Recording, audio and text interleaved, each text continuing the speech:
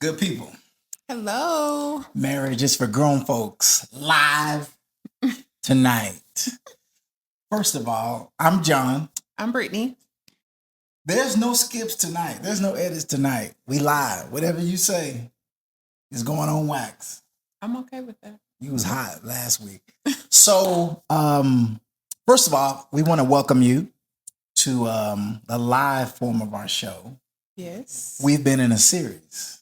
We Sounds so church.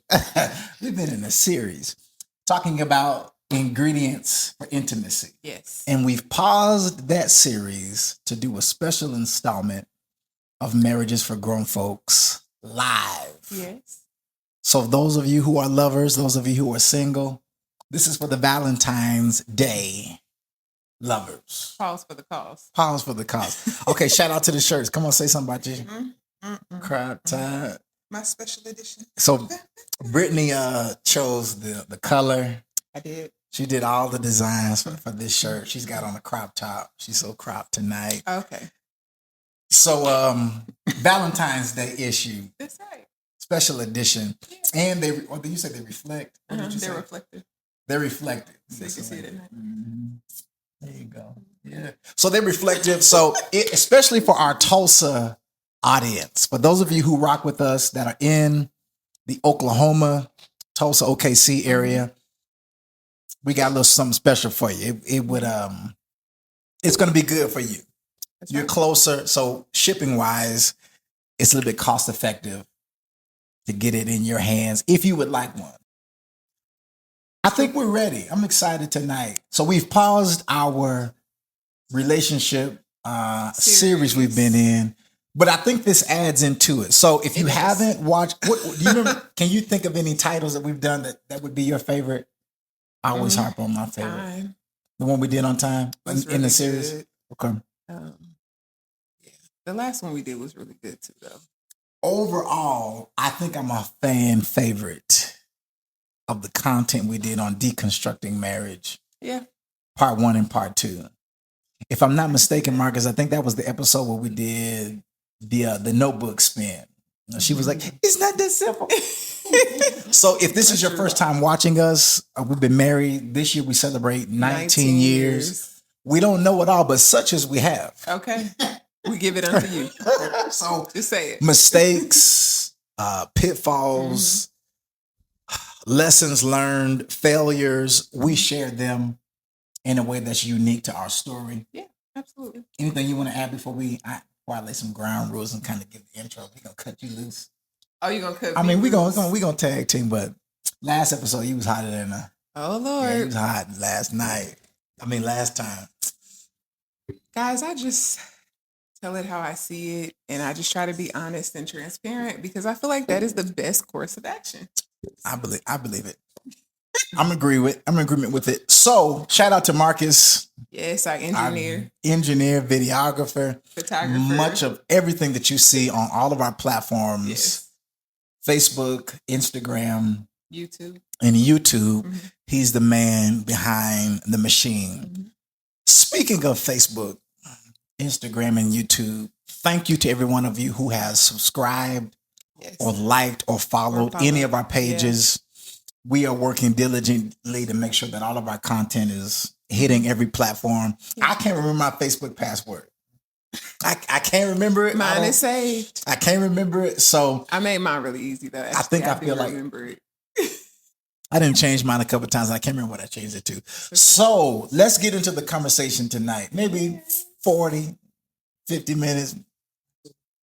Oh, yeah. Marcus reminded me we're also on Apple Podcasts. Yes. We're on Apple and Spotify. Yes. So if you consume content, if you want to watch us, if you're listening at work or working out and you don't want to have your YouTube up, Apple Check and us out. Spotify. There are some other platforms that he's working on to make sure that we can get this information to everybody. to an extended audience. Yeah. That's right. So That's right. Marriages for Grown Folks all over the world. All over the world. So it's February 13th in the year of the Lord's favor, 2026. In the year of the Lord. Okay. In the year of our Lord. So I'm ready to get into this. We've got 8 points that we're going to discuss on the topic of the talk before the bedroom. Okay. Now, what do you think? What did you think when we came up with that topic? What's the first thing that came in your mind when you saw the graphic? And I shared it with you. And The talk before the bedroom. yeah, Most people don't have it. doing it like that. Then Period. Okay. Most people don't have it. Clocked. Right. So Instead of having it when it makes sense to have it, they wait until they hot and bothered and don't really care about having it, and then they just, skip the conversation and go straight to the bedroom. And we fit that criteria as well. Mm-hmm. Now, I think this is a good segue based on what you said. Yeah. There is no wand that we can wave, that any relationship counselor, that any therapist, that any preacher, teacher, that any relationship coach, mm-hmm. life coach, mentee, a mentor, mm-hmm. spiritual mother, spiritual father, any of those Cousin, can wave. friend, girlfriend, homeboy. None of them have a wand to wave over your relationship to fix it. That's right. So it is with us. We have 8 points. These 8 points, we do not expect you to be able to chew all of these, to retain all of these. Our mission tonight is for you to be introspective. Right. And to ask yourself some hard questions. Right. And number 2, to spark dialogue. That's right. Whether it's with your friend group, whether it's with yourself. We're giving you the cheat codes to start the conversation. Just start it. So no wand, but married, going on 19 years. Yes, which is crazy. And I think that it's important that we be honest with you that these points that we're getting ready to give you, mm-hmm. we fail at every one of them. We have. And we're giving you our journey. That's right. We're giving you what we've learned over 18 years right. of relationships. So I just think it's important before we start talking, before we start hitting on these topics, mm-hmm. that this is to spark conversation. Mm-hmm. And some of this is our opinion, our experience. Yeah. We got facts and opinions in it, but I just think that it's important we lay that groundwork. Yeah. Take what you can hear, take what resonates with you, mm-hmm. and spit out the rest. There you go. We don't come to tussle tonight. We just want to show you what has worked for us. Yeah. Because let me say something. If you're sitting in a class with someone, if someone is attempting to give you the roadmap for your relationship in a 1, 2, 3, 4, 5, 6, 7 step process, and you do those steps, you're not going to get the exact results that they got if they did the steps. And why is that? Because your lived experience is different. Your history, your genes, your genetics. AKA, we are all individuals. Okay. We are not cookie cutter. We are not the same. So I hope that brings resolve. I hope that brings relief. That brings relief to me. Because I've sat with people who said, let me put you on game. Mm-hmm. Let me tell you how to fix whatever in your relationship. Yeah. Here are the steps. Right. Now, these steps there are some things that are fixable. Okay. Like your credit, like the job that you work, like your education. But when you're talking about two humans that have their own brain, their own emotions, their own experiences, it's going to be unique to that relationship. Talk on this couch. And our Creator knows the way that we take. Our Creator knows where we're supposed to end up. That's right. Where we need to be, what we need to get out of, what we need to get in up. Get into. So rest your heart, rest your mind. I was telling someone the other day that if God wanted you to go a different direction, in this particular area of your life, the same Creator that created the stars, the same God that they can't be numbered, that we don't even have a lifespan to reach. Go ahead. I'm sorry. Has the power, has the ability to communicate to you whatever needs to be communicated to you that part. In a way that you alone will know God has told me to do this. Okay. You ain't got to check with nobody. So that's why I think that it's important that we just set the groundwork to say, hear God in whatever you might hear God in, what we talk, and just take your piece. Boom, that's it. Now I'm going to cut up. Let's do it. Let's do it. Okay. So the talk before the bedroom, we were dialoguing the other night, and we came up with this thought that, and you said it earlier, many of us got into relationships even before now with minimal information on ourselves, minimal information and understanding on our history, minimal understanding on the opposite sex, and a lot of dysfunctional references of the opposite sex and of our same sex. So I think that, can you remember a time in our relationship, and you can put me on blast if need be so, that there was no intimacy from me toward you except when it was time to close the door? Oh, absolutely. You said that too. Absolutely. Well, you already know I like to stand on business, baby. Absolutely. You say that way. I was going to have you think a little bit. I don't need to think. I remember. What did it feel like? Like you thought I was a nut box. Like the Lord created me just to carry your semen, and that was a lie from the pit of hell. Oh, we going there tonight, just baby. saying. Oh, we go. So when you just said nut box, I'm gonna choke on these. That was the term that I used to use back then, though. That's why I said that. Sophia, this is Sophia. I think, okay, let me speak wisdom to that. So it gives a more holistic view for the audience, especially since we live, because you know I just start cutting up. I feel like you didn't know how to separate a disagreement from like our ability to engage one another in an intimate way, but you still had sexual needs. So you would go all day like avoiding conversation and avoiding talking. And then, not too much. And then you get in the bed and you want to tap my back. Yes, can I help you? Turn it around. So for me. So really, I thought about when I thought about when Suge told Sophia, Suge told Celie, Celie told Suge he do his business, and she said it sounded like he going to the bathroom on you. She said that's what it feel like. So we're talking to a wide range of people tonight, but we want to speak to a couple that may be married, engaged, dating, or thinking about tying the knot, etc. Yeah. To give you some tips, to give you our perspective on these 8 points that can help prevent or spark conversation that could bring awareness and correction to the life outside of the bedroom. Because it's Valentine's Day Eve.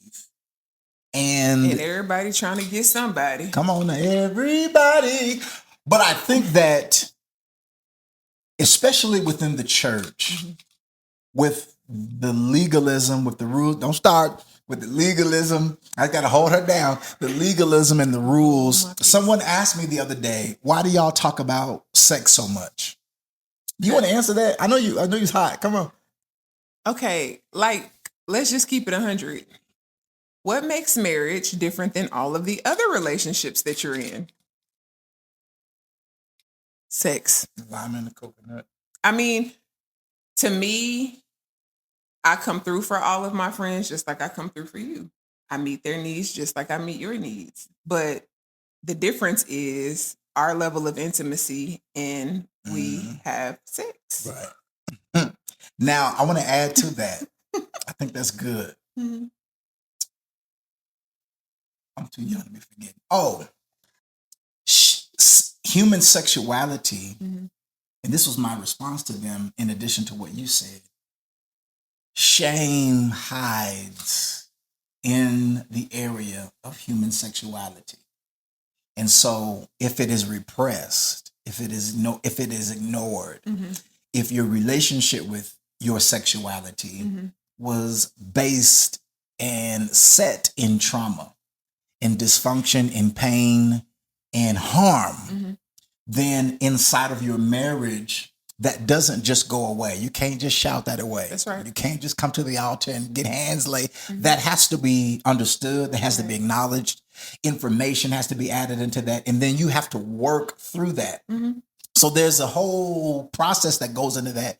So one of the reasons why we talk about, and we're not going to get vulgar tonight. We might have to do a part 2 when we get, but we want to talk about what needs to happen, what should happen before the bedroom, because there's a lot of people who we know and have talked to down through the years that their sexuality with their partner is simply maintenance. Celie tells what's the jazzy woman name? The singing woman. It feels like he's doing his business. Suge Avery. Suge. Celie tells Suge it feels like he's doing his business. And when that is the case, Houston, Dallas, Waco, Plano, McKinney. There's no intimacy. That's called swapping fluids. All right. So we need one another. It's crazy out here. We are a partnership. 2 is better than 1. That's right. And we want to win together in relationships. And I think that everyone who's watching this would agree, whether you agree or disagree with our style, our methodology, our perspective on it.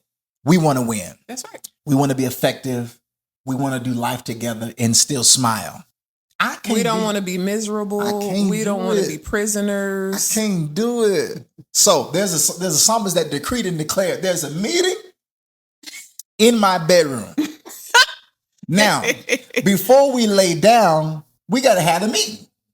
There are some things that we got to talk about. So we came up with a list of things that individuals in the relationship might need before intercourse. All right, let's go. Before we lay down. Now, if there's a meeting in my bedroom and you're late, he said, please don't be late. That's 8.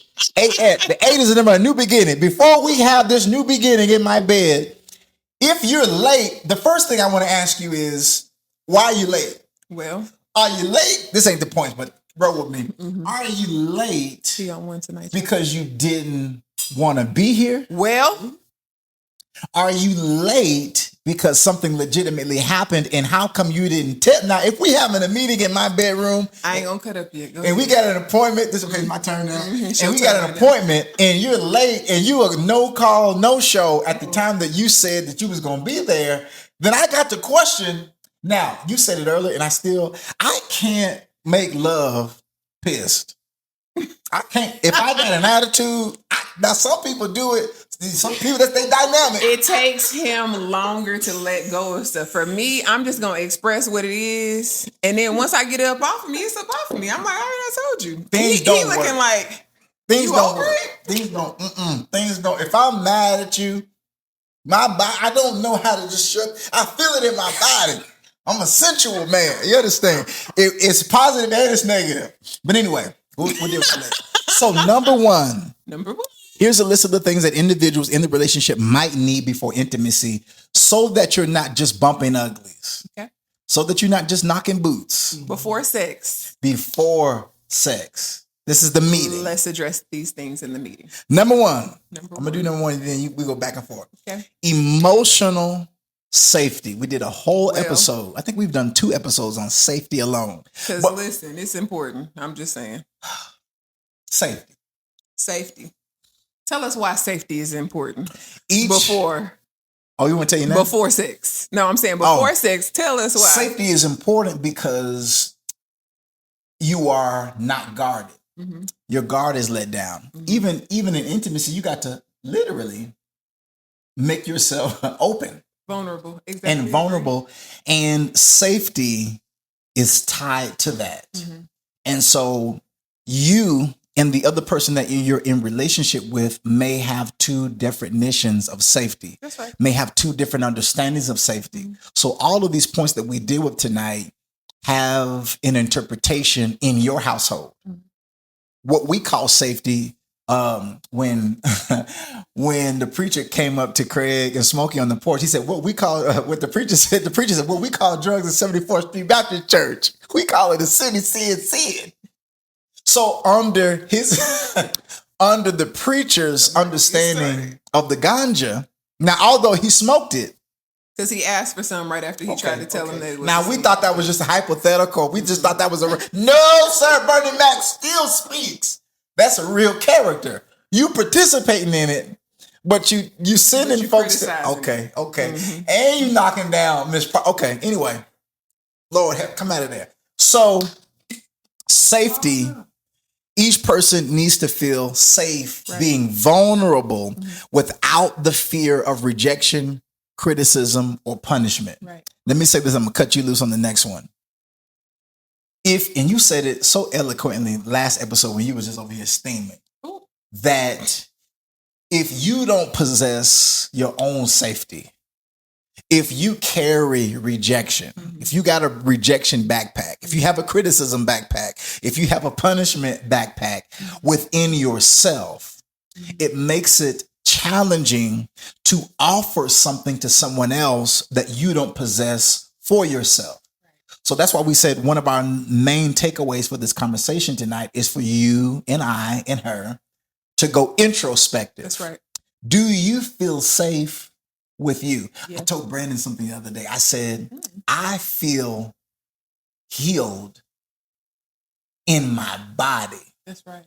I said, there's a level of healing that I am experiencing that my body's nervous system testifies to the peace that surpasses all understanding. Yeah. So I'm carrying my own safety. That's right. So now when I sit next to you in this crop top reflective mirror, I can have enough room to hear your pain and to offer safety to you out of the overflow of my own.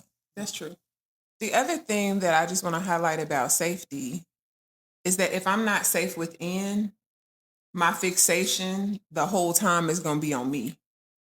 Well, I need, as if you are in a relationship with yourself and not in a relationship with someone else. So you won't even have the space, the room, or the capacity to check on the other person to offer them safety when you are not safe with yourself. You been there? Yeah, absolutely. Now, when you're on the plane, tell them about the plane real quick. This is good. When you're on the plane, what you got to do? The stewardess will always tell you, in the event of an emergency, if the mask drops down, put your mask on first before you help anyone else. You know, most mothers would be like, no, I'm about to put it on my baby. The reality is, if the air pressure is lost in that cabin and you trying to put the mask on your baby, you're going to pass out before you get it on them, which means you're going to die and they going to die. So put your mask on first, and then you can help all your little children. And I think that when safety is built, when it's cultivated brick by brick, there's a place. Now, we've been married. We laugh about it, even when we're just laying down, just kicking it. To be smiling after 18 years. It's a miracle. There are people who are doing an 18-year bid. Like it's a we got, and I just have never wanted that. So it takes a freedom of rejection. Like there are things that I have to offer to you in trust that you'll handle it. Right. But it comes with my own safety. It comes with your safety. Right. So that's number one. You can't tell me what you need to feel safe if you're not safe within. Say it slow. Say it slow. Say it slow. Say it slow. You as my partner cannot tell me what you need to feel safe if you are not safe with yourself. So I can't even articulate to you what I need from you in order to feel safe if I'm not safe within. What you got to do? You know what people start doing? They start moving the goalposts. Well, I just need a hug every day. Okay, you start hugging them every day. Well, you didn't open the door for me. Okay, I got you. Well, you didn't kiss me when you got home. It keeps changing. But it's changing because they really don't know what they need to feel safe within. And instead of taking ownership, they want to make it be the person that they're in the relationship with. Oh, it's your fault. I'm going to pass this blame on you since I haven't taken the time to investigate why I'm feeling unsafe anyways. Because truth be told, I probably was feeling unsafe long before you came into my life. Come on. I'm just saying. I know that I came into this 18 years ago, unsafe. I entered into it. And we talked about this in a couple of episodes ago, that it was a journey to take the focus off of you. Yeah. To realize that if somebody put you in their trunk with a bandana tied around your head and put it in your mouth, that I would still have the same issues that were coming up in our relationship Right. because I brought them. Mhm. Someone said today that just because you feel it doesn't mean that it is a actual reality outside of you. It could be something that's just going on within you, Mhm. and you're bringing people into that positive or negative. Mhm. So I like what you said. I like what you just said. Okay, both of them. And let me jump on that because just because you're feeling it, it doesn't mean that it's real. Case in point, fear. Yeah. You can be afraid. Think of a kid. I'm afraid of the dark. It's something in my closet. You go in that room, you turn on that light, you open that door, you show them nothing is in there. But the feeling that they had told them that something was really in there, even though there wasn't. For all the this is for 5 praisers. I don't even know if we got comment section. In Hey Chat, the word is consciousness. Yes, come on. I can't preach now. We got to go to the next point. But what you and I are conscious of, what you and I magnify, what you believe about you, Insecurities. what you believe about God, Yes. and how you believe God feels about you. Yes. Your world begins to cooperate with that consciousness. That's right. If you believe that that your 2026 is already trash because of a sequence of events that have happened in the first month, you can damn your whole year in consciousness. Mm-hmm. And it just be life has just been lifing. That's right. But in consciousness, if I believe that the whole year is damned because I had a rough January, then you bring to you that consciousness of I can't catch a break. But you have what you say you're going to have. That's right. Okay, we got to go. So safety. I'm secure. Mm-hmm. You're secure. Let's move to the next one. And when you feel safe, I feel like passion is easy. Chemistry is easy. Yes. Because I can be open and you can be open. You can be vulnerable. I can be vulnerable. So that's and beautiful things happen when we get on one accord. It's called taking off limitations. Beautiful things happen on the basketball court when we get on one accord. Well, beautiful things happen in the corporate room, in the boardroom, when we get in the kitchen, when all the ingredients come together, when we get on one accord, when we get in the bedroom, and everybody is on one accord. Magic can be made. Oh, come on, man. Magic. I'm not going to do it. We live tonight. No edits, but I can go some places. Okay, number 2. This is good. Desire, not duty. Woo. Both partners genuinely want intimacy. Obligation kills passion. Whew, let's just breathe. Because I'm going to try not to crash out on this point since we're on live. Oh, come on. No crashing. Okay, no, because this really, really bothers me. Why does it bother? I cannot stand somebody who wants that person to provide all of these things for them, and then they don't want to reciprocate with anything. That is crazy. Just stay friends. Stay friends. You want to pull this person into your fairy tale and then make them live in a prison for the next 25 years? Get out of here. Bye. Get out of here. That is sick. Roger. It's sick behavior. It is sick. It is toxic. I don't know why our society has normalized that behavior. There is something wrong. You don't feel good on the inside. You need to get your brain checked out. Something is off. I don't particularly like duty sex. Well, but you know when somebody is trying to all right, make love with you out of obligation. You know what? Just keep that fire. When they dragging their feet, when they I don't feel good tonight. You was just laughing and kikiing on the couch 5 minutes ago with everybody else in this house. That gold cup. Now we come in the room and you done told. This is the other thing I don't like. Don't schedule no sex with me. Don't try to put me on your calendar. Right. Baby, stay ready. Just stay ready. Because if you stay ready, you ain't got to get ready. And you don't never know when I want you to be ready. So just stay ready. I want to live so God can use me. Anywhere. At any time. Come on. I keep me some pistachio.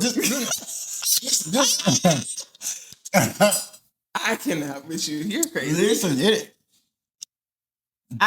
obligation to me is like poison to a marriage. To have sex with someone out of obligation is like feeding them a little bit of poison every day and then asking them why they don't feel good. You stood in front of a church full of people to fulfill your fairy tale. What did I do? And then said vows. You said for better or for worse. You said that you was going to take care of me, that you was going to meet my needs, that I was going to meet your needs. Well, sex is a need. It's on the bottom of Maslow's hierarchy of need. Educate your spirit if you don't know. Sex is a basic, fundamental need like food, like air. I'm going to tell my grandma's Okay, story. let me say this too. Research proves time and time again that people live a healthier, more fulfilled life if they are having sex often. He's using you now. I'm going to give you 2 mics. But this is something else I don't like. I don't know why we act like sex is just for men. You doing it? I'm just saying. I'm a woman and I got sexual needs. Baby, why are we playing crazy? To say to yourself, now, okay, that's why I said I'm going to try not to crash out. You got insurance. To say to yourself, this is just for him. When you was having sex before you got married, then how now sex is only for him? But you was out here in these streets before he decided to say I do to you. In the streets. In the streets. Okay, I have a definition. Lord have mercy. I knew you was going to bring it up, so I put it in my notes just in case. I will make it home tonight. What's the definition? The definition, the word is patriarchy. Oh, well. Patriarchy. Patriarchy. It is a social system where men hold primary power in leadership, authority, property rights, don't you do it, and family structure. Hold it, don't you do it. In patriarchal cultures, women were often legally and socially under male authority, first their father, then their husband. The ancient Near Eastern world of the Bible was overwhelmingly patriarchal. So that answers your question on why. Now, this definition. That's cute, but we're not letting people off that easy. I don't know. Because they also had multiple wives and concubines back then, okay? Oh, yes, they did. They also couldn't work back then. They also couldn't live on their own, have their own money. So if we're going to use that excuse, then we got to bring in all of them laws and implement them. And do. So I didn't sit under this definition by letter, but it was insinuated. Yeah. It was preached. It was taught. It was conversed. Right. So to your point about how did this just become about his pleasure in some households, in some cultures, and in some family dynamics, because whoever was, so-and-so would say pontificating, whoever was reading the scriptures and taking this Bible and using it fundamentally and using it as a weapon. And literally, tool of control. And literally, without understanding the culture in which scripture was written, we hijack it from its context and its culture and try to force it into 2026 without understanding the vast amount of differences. So then we have households and women who have been taught that their body is the man's property. And it also says that man's body is her property. Okay, all right. So we leave that part out. So, and most of us, let me not even say that. Come on, that's called the Holy Ghost. Woo! He caught it before it could leave my lips. We gotta move from there. So desire, duty. If you're just tuning in, here's a list of things that individuals in their relationship might need. There are people who need. Now, there are some people who can just get it in, who can just lay down in their primary relationship that don't need any emotional safety. They don't need to know their name. But when you're talking about building, it's called being emotionally unavailable. Oh boy! And when you are detached from yourself, you better. It don't matter who running through because you detached from yourself. But that's a conversation for another night. Mike, ain't she hot? Todd, he hot tonight. Somebody get a glass of ice water. Lord, So let me drink. Let me try to things cool that off. individuals in the relationship might need before intimacy.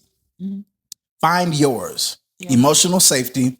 There are some men who say, you're not going to talk to me crazy. Mhm. You're not going to holler. You're not going to cuss at me. You're not going to call me out of my name. Yeah. Because that is a boundary. Yeah, safety And- looks different for everyone. All right. So number 3, we have 8 of these. Marcus, how we doing on time? Oh, Lord. Freedom to say yes or no. Consent. Consent. Now, okay. Don't be in the bedroom trying to rape your spouse, female or male. Don't be trying to force them to do nothing Unless crazy. yeah. Okay. Even with that, there are rules and boundaries. That's okay? all I'm saying. True intimacy, we wrote this down, cannot That's what safe words exist is for. where someone feels pressured. Now, buckle you just somebody get some warm milk. Gee, I already know you coming. I'm gonna say this and we moving on to the next point. We only halfway through. Boy, I can feel you. Emotional. Geez, I wrote a note that can't read out loud. Let me just say this. I am so passionate about this because I feel like a lot of our relationships are suffering simply because we refuse to have these conversations. We refuse to talk about it. How is sex taboo, but you want to have it every night and every morning and in the midday? Baby, you should be okay with it. You should know your body. You should know your emotions around it. And you should be able to speak to it. How can you bring me pleasure if I can't tell you what my pleasure is? You're gonna do it. Go ahead. Next point. You got another spot because No, I already know it's where okay. you're going. And then what she's gonna say, you were talking about masturbate. That's where you're going next. If you was taught not to know your body and somebody else knows your body, then your body. Now I wasn't gonna go there, but let me go on and hop on it since you brought it up. There is no way in hell somebody else should be teaching you what your pleasure is. You should already know it when you come to the table. And I'll die on that cross. Please come in the comments and holler at your girl, because I mean exactly what I am saying. She doesn't mean the comments part because she doesn't check her social media. It's okay. He'll check in and tell me.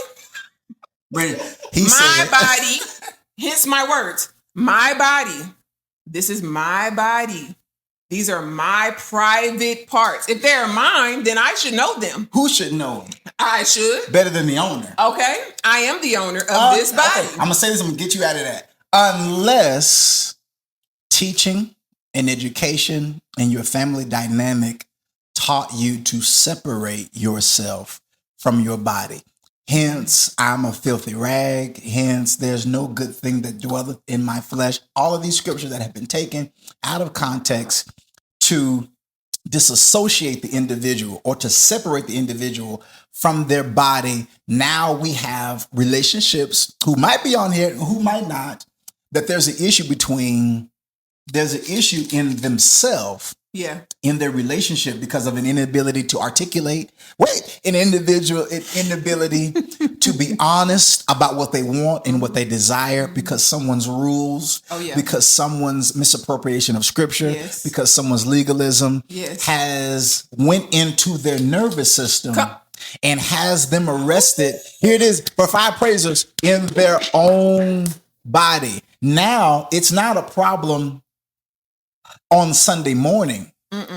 But it becomes a problem in that individual's day-to-day life in their inability to connect with the person who they're supposed to be connecting with, because I've just heard messaging that has told me that my body is trash.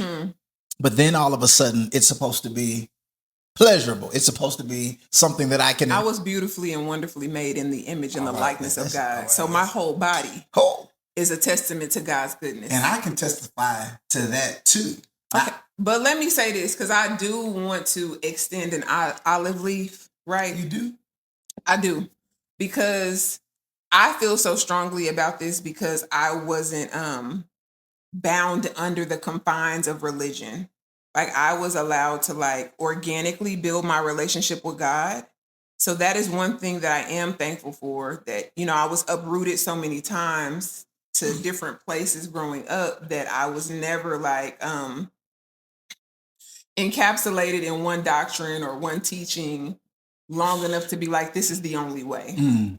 But I think that something is wrong with the church. And I'm saying it like this because Here we go. it's not followers of Christ that are the issue, but it is some of the rules and regulations that are taught to control, aka raise up good girls and boys or soldiers. Anyways, how do you tell a woman that you won't be desirable, nobody will want you, you better not look like this, think like this, desire this, want this, but you need a man, right? So I need a man, but I better not be thinking or anything, right? But magically, when I stand at that altar, Magic. and say I do, I'm magically supposed to have this ginormous sex drive and, just start laying it down on you at the altar. I'm like, have you ever noticed some women are almost afraid to just like passionately kiss their spouse at the altar? Of course. Because you have programmed them from the time they were born until they got to that altar. You better not, you better not, you better not. You're going to be dirty. You're going to be less than. You won't be valuable to a man I've seen that. if you haven't done this and if you haven't done that. Okay, well then how is she supposed to know? And then you better not touch yourself. You better not. If you don't, another person will. So that, but okay, we're not doing that tonight. We're not, you just sucked me in and I'm not going. All right, we're going to go to number point 3. Nope. So we did with consent. Right. Consent must be real. Mm-hmm. True intimacy cannot exist where someone feels pressured or obligated. It is, I think we all know that. Mm-hmm. That's self-explanatory. Number 4. You ain't no pimp and I ain't no prostitute. We in a marriage. Right. Simply said. I was having jokes. I'm emotional connection. Yes. We dealt with this earlier. Many people need to feel emotionally close before. Now, those of you who are watching this, who say that's me, whether you male or female, those of you that say, I need to be emotionally connected and I need emotional connection daily. If I don't have an emotional, even if it's with the person who I'm married to, I need emotional connect. I need you to touch me. I need you to hold me. I need you to caress me first. Don't just come home from work. Don't just come home from the office and just no, I need you to take your time. What's the rush? I mean, that has its time and place. It does. But your baseline. The baseline. My tank can't be empty and you just, no. Hello? Hi, how are you? You need all cylinders addressed. Do you hear me? Okay. Check on me. So that's first. head to toe. How was your day? And I think that, okay, let's talk marriage right here. Mm-hmm. Real marriage, real deal. That in our day with our kids, with our dog, with our careers, with aspirations, with purpose, it is possible to get lost in the shuffle. Mm-hmm. And that person simply become a roommate if you don't take the intentional time and the intentional effort to check in on that individual to see what do they need. Mm-hmm. It is very easy to get sucked into the obligation of we're just trying to maintain because there's so much that is flying at us politically, financially, your career, etc., your health, family. So it is important that you talk about if this is the lacking part in your relationship, it is important to find a way to discuss this in a safe way where it can be expressed so that we can see where the two individuals are at. That's true. So number 4, emotional connection. Number 5, I like this one. I'm gonna let you do this. Mutual respect. We dropped a jewel. Now, even though this is a nugget, it still doesn't wave a wand. But if there was a wand to wave, this is wandable. Okay, this is Wanda right here. This, what I'm getting ready to tell you, is Wanda. Okay, Wanda. Okay.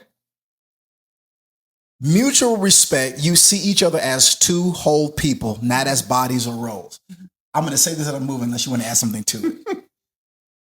And you said something about the Imago Dei earlier, that we are created in the image of God. I cannot see you as a whole person that has feelings, that has needs, that has fantasies, wants, desires, concerns. Did I say fears? Fears, goals. If I don't see you through the eyes of your creator. That's right. That's good. I have to see myself through my eyes of my creator, then to see you through the eyes of the creator. When that took me 10 years. I just said something quick that took a long time to unpack and to realize. But when I got out all of everybody else's version of God that they gave me and their rules based on their understanding of what was and what was not appropriate. And I began to search for God outside of the confines of anybody else's framework. I realized that God has been with me the whole time and never left me nor forsook me. That's right. So when that epiphany hit me, I was then able to begin to meet your need. That's right. And to care and to be concerned about you. And it started to become a mutual respect. When how I was raised, the woman is under, and I'm using the word UNDER on purpose. He ain't lying, y'all. He was very chauvinistic, but God brought him the right one because, baby, I don't play. You want to take it with a bullhog in China? Now you talking about a tussler? I said, listen, I can't But this tussle. is what's crazy. In my core, I am one of the most loving, nurturing people you will ever meet. Crazy problem. But the reality to me is that why do you have to step on top of me to receive those things from me? That's not necessary. And I'm not here for it. I jokingly say all the time, the Lord knew not to create me during slavery because, baby, just go and take me out. I'm not doing it. Because you're going to hear this mouth. I don't care if you got a whip in your hand or what. You about to hear this mouth. Now, some people just say that until a whip show up. This one right here, she's sitting on business. You get on my nerves. But you see each other as whole people. Yeah. Now, that doesn't mean, this is so good, that doesn't mean that conflict won't arise. Right. That doesn't mean that differences won't come up. But what that does mean is how we handle each other, even in disagreement, when we're in covenant. Now, there are some people who I would not handle with mutual respect because I'm not in covenant with them. But the person that I'm in covenant with, I want to treat you with honor and with dignity. Not you a fine body. But if you get sick and lose all them hips and them curves, my treatment toward you should not change. Come on. Because you're not a body, you a person. Come on, I'm a whole human being. All right. As are you. All right. And that's why I take joy in meeting your needs. So how I grew up, and no shade to anybody, any place in particular, et cetera, but this was and still is a large talking point within certain religious circles. That's right. That the man says it, the woman must do it, whether that's cooking, cleaning, and with love and kindness. All that I was trying to step on your neck to get, I got it. When'd you get it? I got it. Tell the people. I got it when I started to caress you. Okay, with love and kindness. When I started to... yeah. When I started... And all of the... I said, oh, and she said, and there's more where that came from. Oh, God. I've been holding back. Whoa, that's what Sunshine said. Listen, you thought that was something that... If you thought not one of the revival was good, wait till you come back to... And I've been in revival for 18 years. And every round just keeps going higher. And higher. And that's what's supposed to happen. So when you tap into the fact that this person is a human being. Right. Now, I don't agree with everything you think. Right. There's some stuff that you do that I don't like. I hate it. But we can still agree to disagree. Right. Because there's a mutual, there are things that I bring to the relationship that are not natural to you. There are things that you bring to the relationship that are not natural to me. But we're not harming each other. You rap and I sing and we just we cut a CD. Okay. All right. Number 6. Understanding each other's needs. Not everyone experiences desire the same way. Knowing your spouse. Knowing how your spouse is wired. It really matters. I was trying not to sneeze. Didn't happen.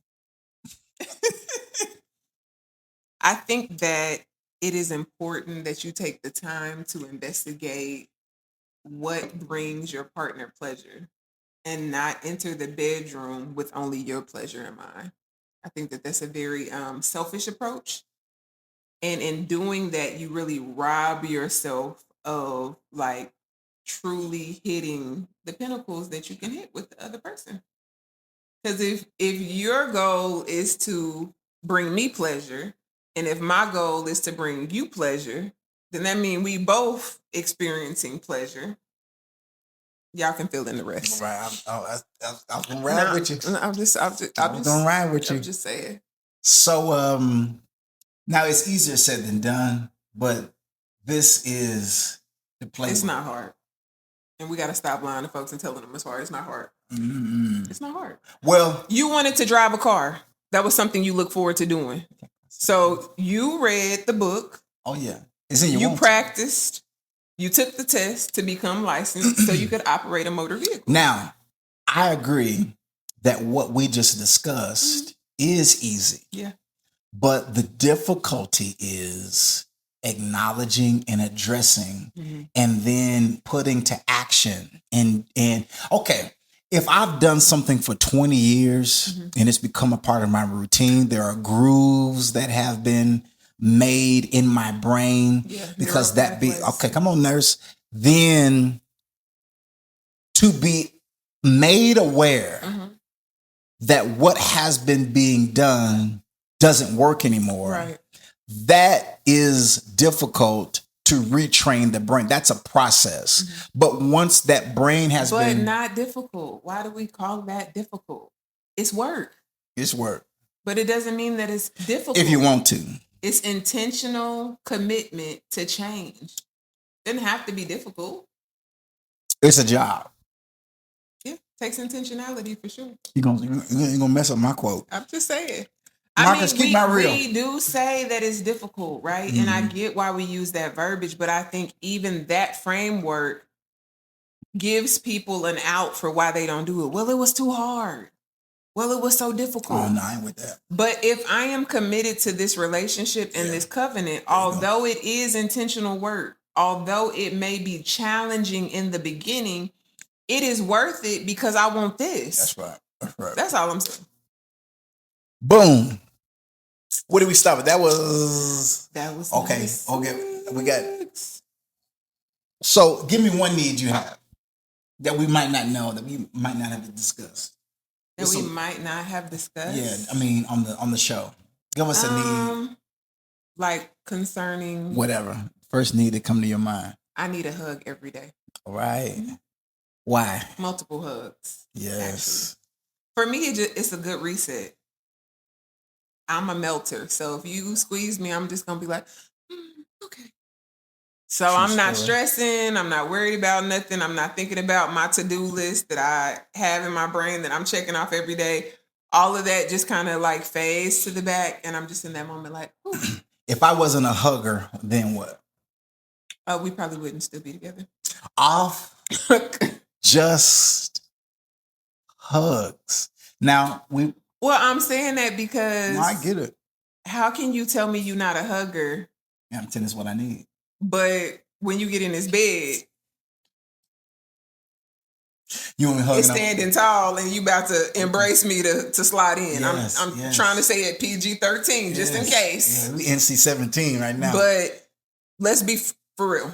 Let's be real for real. And then let's talk about what makes you uncomfortable about hugging or embracing the person that you vowed to spend your life with. Now, this is grown folk talk. And the same people that be saying they not a hugger, they'll hug their kids. They'll hug strangers. Just saying. Well, you just... Do you know something I heard today? And it really blessed me. It said, if you struggle with kindness in your home, but you can show kindness to strangers, what that really is image control. Wait. So I don't want the world to perceive me in a certain light, but y'all locked in, so y'all just get what you get. What? That's sick. Get healed. Got cologne on. Be healed, wounded. What Go get a therapist. Go to the doctor. Do something. You're supposed to be nice tonight. Well, you don't. You what the? Can we? Listen, some milk. I feel like the sooner that we are able to start having honest and open dialogue, the sooner people will get what they say they want. They say they want. People will be like, "Oh, I love y'all's relationship. I want that." Do you, baby? We be talking about the truth. We don't be playing tic-tac-toe. We have hard, intentional conversations on good days and on bad days. After it don't those have hard to be in no intentional- argument. I'm gonna sit down and I'm gonna try to lock the board up though. We are gonna tic-tac. I am gonna try to lock it down. Dominoes. But I'm saying, like, we not just shooting marbles. We not just like, oh, look at that butterfly. No, we're having hard conversations. And I think that the future demands Yes. that if your relationship is going to have longevity, if you're going to have a chance to have a smile after 20 years, after 10 years, hell, after 5 years, hard conversations aren't avoidable. And if this relationship is going to just be transactional, then stand on business and acknowledge it. This is a transaction. We signed an agreement, not a covenant. My agreement is that I'm going to do A, B, and C. And your agreement is that you're going to do A, B, and C. I thought you were going to say what you're going to do. All right. I'm trying to be nice. I told you. So we're almost there. We got 2 left. So y'all already kind of know what our temperature is, what we're on. I didn't ask you to share this because I knew that you didn't know what we were going to say. Well, now you already know what she on. You know what I'm on. Both of us. You understand? Good cop, bad cop. Share it.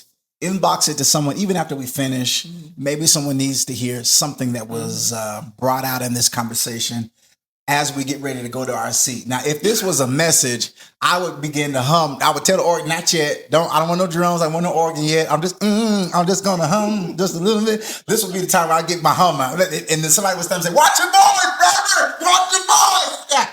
This is why I'm keeping my hum. You're so churchy. It don't even make sense. I'm getting ready to come around the corner right here. And as I close. 7 and 8. Yeah. Are you going to deal with this one? You want me to deal with it? You're kind of hot tonight. We need to cut this fan on. Didn't your hair look so just bounce with me? Bounce with me. Trust. It'll be back in the fro in a couple weeks. Trust. Yes. If trust is broken outside of the bedroom, it usually shows up inside it. Can we I need 30 seconds. I'm just going to lean back.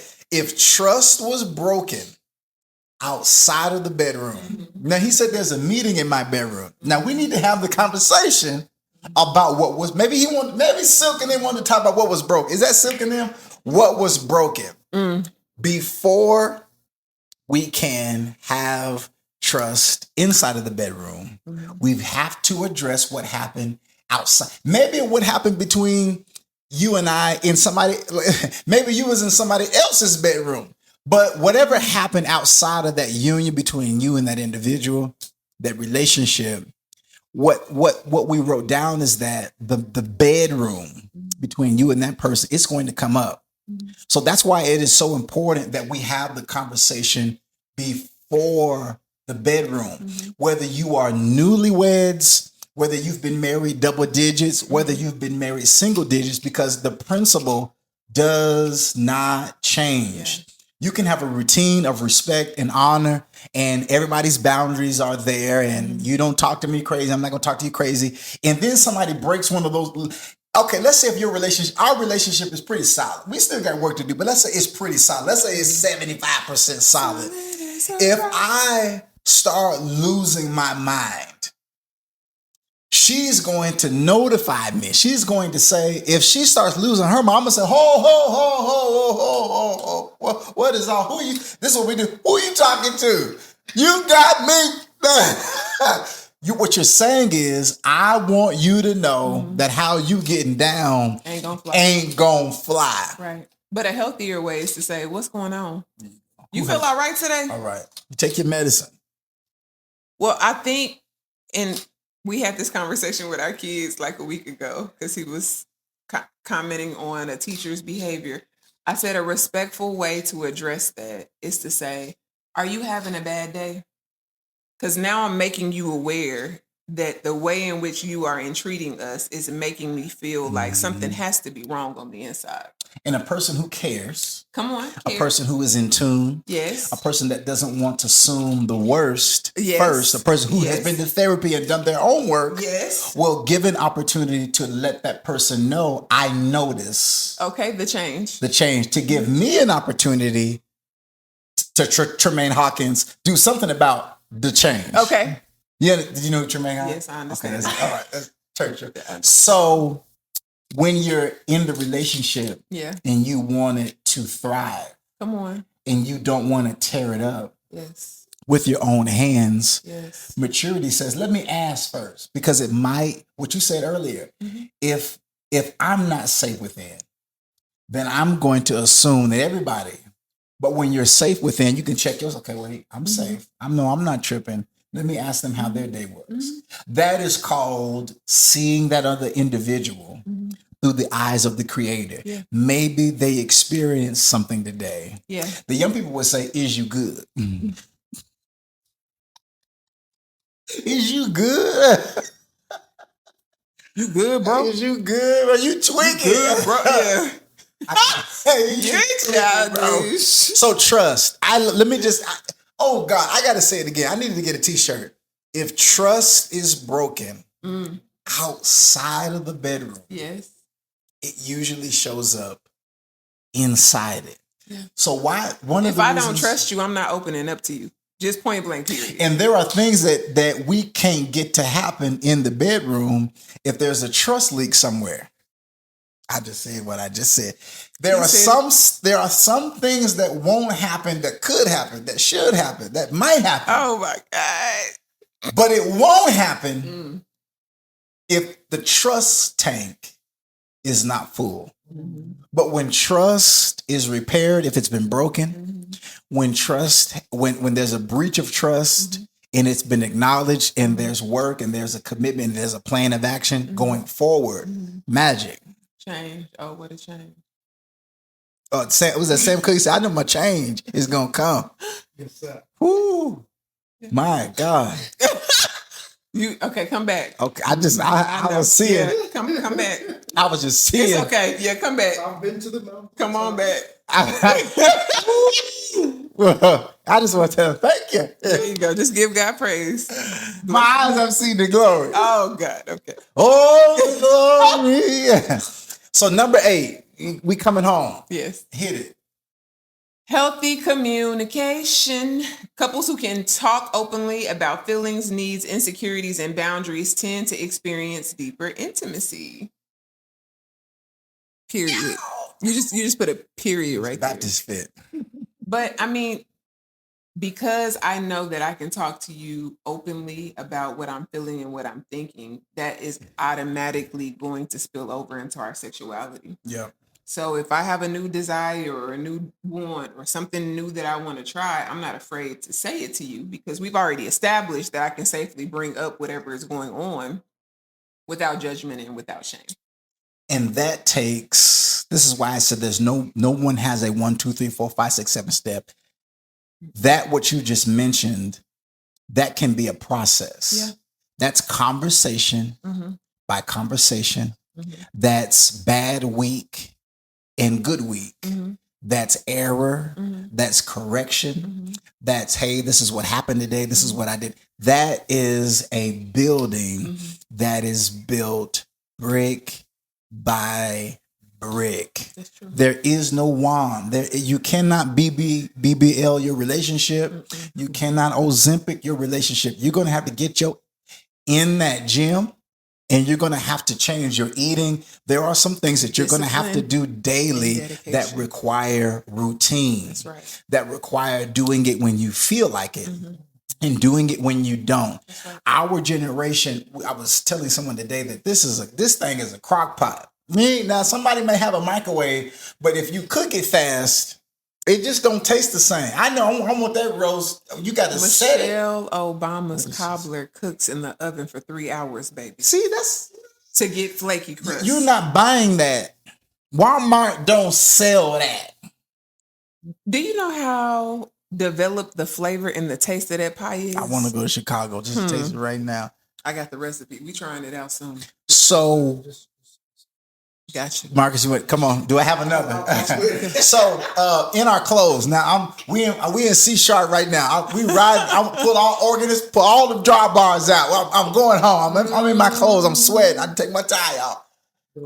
The door, not yet. I mean, I ain't came down yet. I'm modulating. Pretty soon we're gonna be in D and then E flat. It take me a little bit higher. It takes work and effort and discipline. Yes. These you must possess them.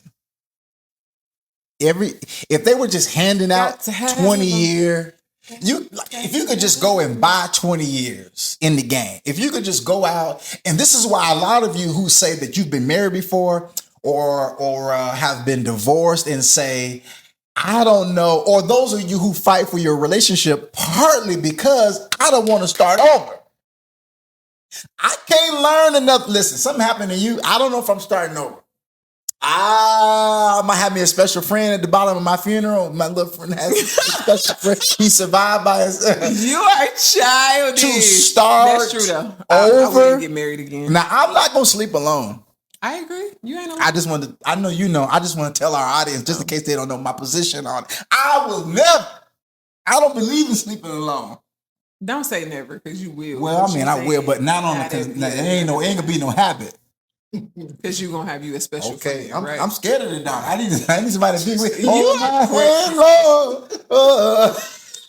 Now, y'all thought I was cutting up, y'all. It's him. I have slept next to thighs and red freckles. Almost more. We've been almost married more than we've been single. Mm-hmm. Somebody came up to me at work the other day and said that they had been married 50 years and the spouse just had died. I said, is you good? No. I said, how are you? The habit. So I'm not starting over. So I get it. Mm-hmm. This is work. What's your favorite color in your family history? Again, I don't like to change optometrists. I don't like to change my font. Like he don't even make his appointments, y'all. He gonna be in trouble. Please come see about him if I pass away before him. Somebody can put me to now. Come on, that John. Shoestrings gonna be untied. Hair gonna be all. I don't know how. I'm out just thinking of. So, our takeaway tonight. This is good. Find a point that resonates with you. Start with one. Mm-hmm. Maybe if one didn't fit, maybe start with two. But whatever fits your cup of tea, just find your lane. Don't try to chew all these. We didn't have the teeth. What we just discussed, we didn't even have the symbolic teeth to chew. What we just discussed in these still gum and stuff. With the pat. We just didn't have the ability. The cognition wasn't even there. Mm-hmm. So wherever you're at, just get it in where you fit in. This is a journey. And what you need to know. This is so good. I'm in my clothes now. This is all okay. Come on. I need some strings now. What you need to know, your creator will make sure that you know it. Period. If you need to get out of something, if you need to stay in something, God has a way of communicating to you in a way that is undeniable to you. I know my creator. My sheep, I think the scripture says, hear my voice. And the voice of a stranger. All right. So it is just so beautiful when God speaks through nature, when God speaks through God's voice within. That cannot be manipulated by somebody's greasy hands. God can just speak to you in a way that I know my creator is talking to me. And to follow that when his spirit speaks. So this has been good. If you want one of these shirts, especially if you live in Oklahoma, we'll make it happen for you for a small offering. But I think these shirts look good. I've been looking at this shirt all night. Come on, crop top. So is there anything you want to add before we close it out?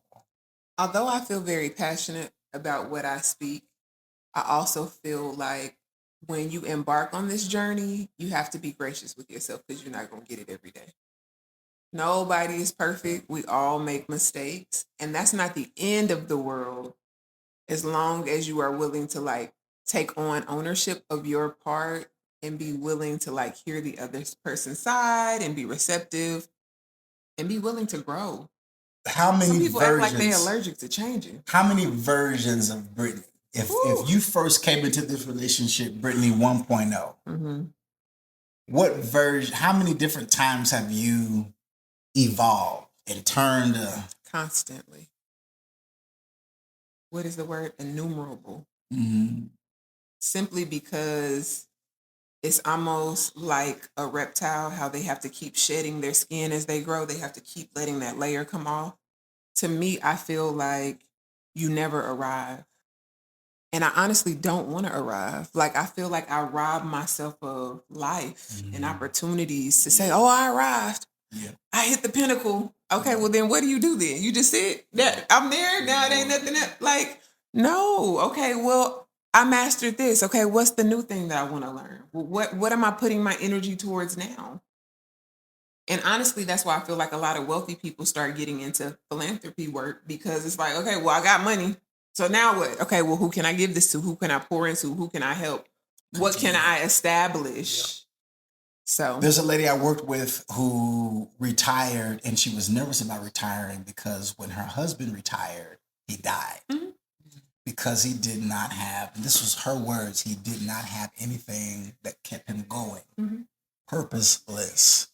So she retired and fought it because she didn't want to get ill. She retired, and guess what happened? Tragically, she got ill. She's still alive, but there always should be something that gives you life. I said in our group the other day, find the thing that makes you come alive. Find the thing that you enjoy. Find the thing that God created you to do that is just natural to you, because you'll lose track of time. But most importantly, as you do that thing, you gain energy. Yeah. So talking about relationships, talking about our journey is something that I hated.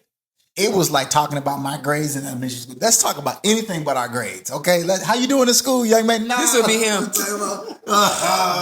You're getting good marks in school, man. You don't even know me, bro. Just let me play drums. But it has sparked interest, and it has also sparked compassion. Mm-hmm. So what we're doing is, after we've gotten our relationship to the point where we're not choking each other out every other week, now let's take this love. You gotta stop saying that. People gonna really think. I mean, we was choking each other it was some furniture. Yeah, we was moving some furniture. But now we get to wear I would have never worn the same thing as you 10 years ago. I got a crop top on. You got a box tee. You don't know. So I do. This is proof that if it's meant to be. That's right. If it is meant to be. That if two people keep growing. That's right. And want to see the other one win. That's right. And do their soul work. We're a witness. So I think we're at like over 400 subscribers, which is crazy to me on YouTube. Cool. Crazy. So I think we're almost to episode 50. So shout out to those of you who have watched if you've watched the whole thing, we family. We cousins. If you've watched the whole thing of this live on February 13th, Christmas, Lord Jesus. February Eve, New Year's Eve, we family. Lord, come on, we need to do dinner. So this has been good. You was hot, but I did good. You did good. I'm proud of you. I felt the Lord. Passion. I said, okay, let me just. It's passion. It is. Scorpios. Well, I'm passionate about it because people don't talk about it. They make it seem like it has to be taboo. And sex is a part of life. It don't need to be taboo. As long as there's breath in my body. Not only am I going to talk about it, but I'm going to talk about it because it was one area of my life that really had me in shame. Right. Because of someone else's understanding of it. But I've met so many people who felt like they were disconnected from their creator because of sexuality. Yeah. And I'm not even talking about sin. I know. So we got to wrap. We got to go. I just want to hungry as leave a y'all hostage. with one question. Right. Why would you have a sexual desire if it's a sin? All right. And we love you guys. What? And we love you guys. Our sex drive is happening on a hormonal level that you have no control of. So how do we tell people that's a sin? That's crazy. Crazy. As long as you ain't doing no harm. I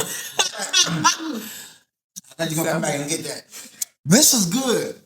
I said I'm just gonna leave it. We're gonna let folks think and You was marinate on bad it. cop. I was good cop. I was not bad cop. And I was honest You was cop. passionate cop. I was direct cop. You were Usher at one Matter point of in fact, time. I wasn't even a cop. You was Usher with the white gloves on for a little bit, like spit that gum out. You know what? And I was like, You know what I was? I was Annie, because Annie gonna get in there behind, but then she'd be like, "Baby, what you Make need? you something to eat after. Come on, let me fry you some fish." Amy, I want you to make that Michelle Obama apple cobbler. Oh God. Okay. The conversation before the bedroom. Mm-hmm. Now you don't have to have it, but if you want that revival, okay. We say after every episode that marriage is for grown folks, y'all. Grown folk. This is grown folk talk. It is. Until next time. Bye, y'all. Take care of yourself.